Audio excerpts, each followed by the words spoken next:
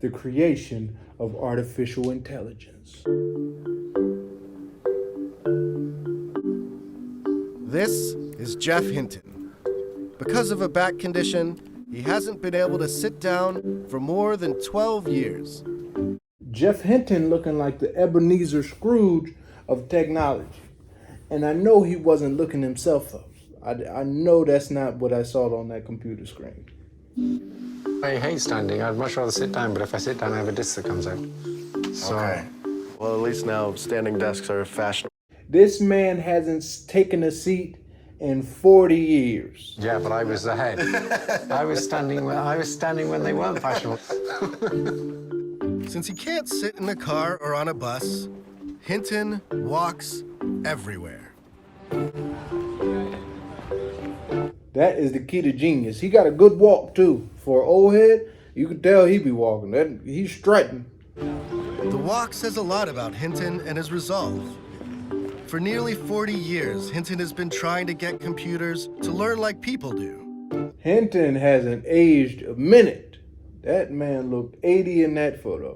A quest almost everyone thought was crazy or at least hopeless, right up until the moment it revolutionized the field.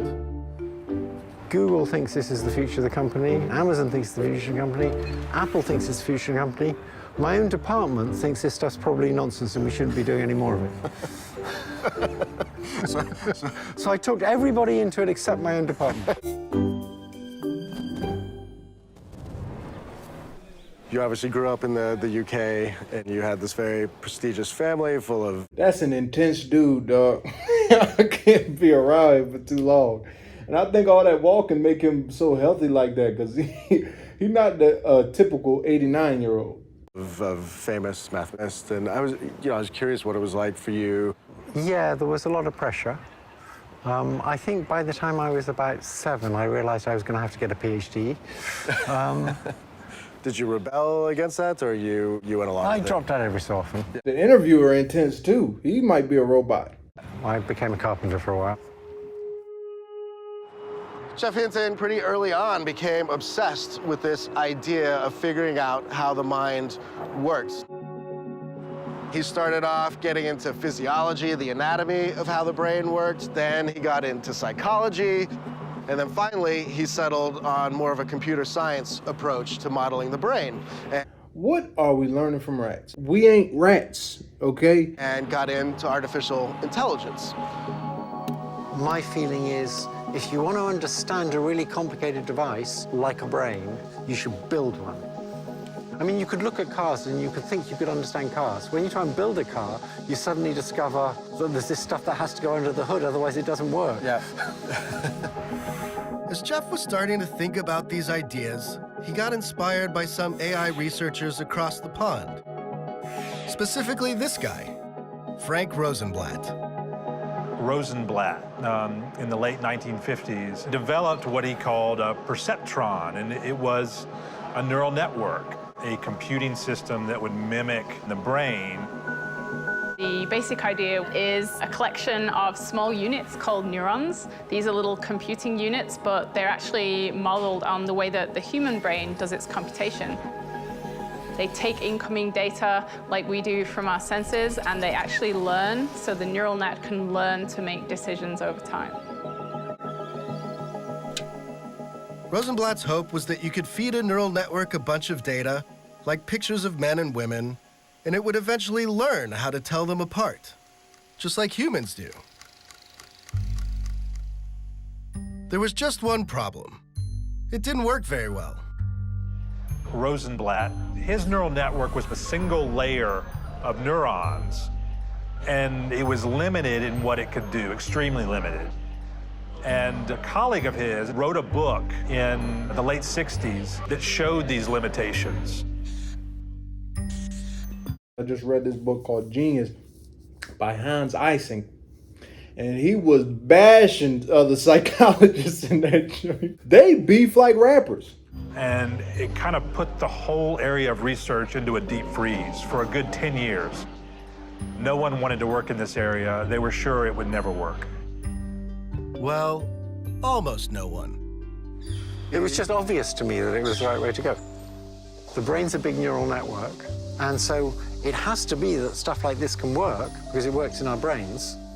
There's just never any doubt about that. And what do you think it was inside of you that kept you wanting to pursue this when everyone else was giving up, just that you thought it was the right direction to go? Know that everyone else was wrong. Okay. People don't make the best possible decision in a situation. They'll make what's most comfortable. So when people see something that's all the way out of the blue and out the norm, they're going to try to stop you. And you have to have the internal fortitude, what they call intestinal fortitude, to follow that idea to the top. Hinton decides he's got an idea of how these neural nets might work, and he's going to pursue it no matter what. For a little while, he's bouncing around research institutions in the US. He kind of gets fed up that most of them are funded by the Defense Department, and he starts looking for somewhere else he can go. I didn't want to take defense. Yeah, they looking a little stiff in there, walking with a stick up their ass. Just about money. I sort of didn't like the idea that this stuff was going to be used for purposes that I didn't think were good. He suddenly hears that Canada might be interested in funding artificial intelligence. You have to be in the area that will support your interests. Zuckerberg going to Silicon Valley. Steve Jobs and Wozniak being born in Silicon Valley. A lot of artists moving to New York City for their big break. It was very attractive that I could go off to this civilized town and just get on with it. So I came to the University of Toronto. And then in the mid-'80s, we discovered how to make more complicated neural nets so they could solve those problems that the simple ones couldn't solve. He and his collaborators developed a multi-layer neural network, a deep neural network. And this started to work in a lot of ways. Using a neural network, a guy named Dean Pomerleau built a self-driving car in the late 80s, and it drove on public roads. Jan LeCun in the 90s built a system that could recognize handwritten digits, and this ended up being used commercially. But again, they hit a ceiling. It didn't work quite well enough because we didn't have enough data, we didn't have enough compute power. And people in AI and computer science have decided neural networks was wishful thinking, basically. So it was a big disappointment. Through the 90s, into the 2000s, Jeff was one of only a handful of people on the planet who were still pursuing this technology.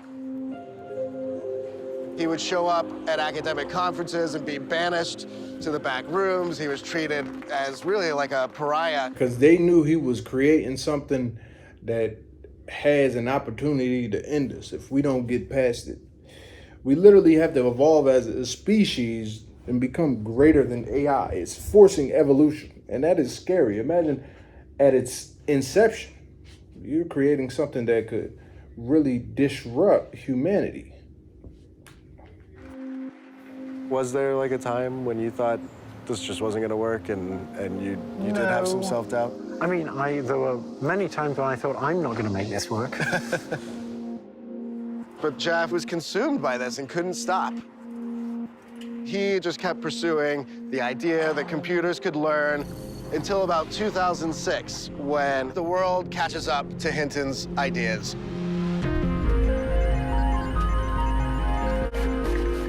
Computers were now a lot faster.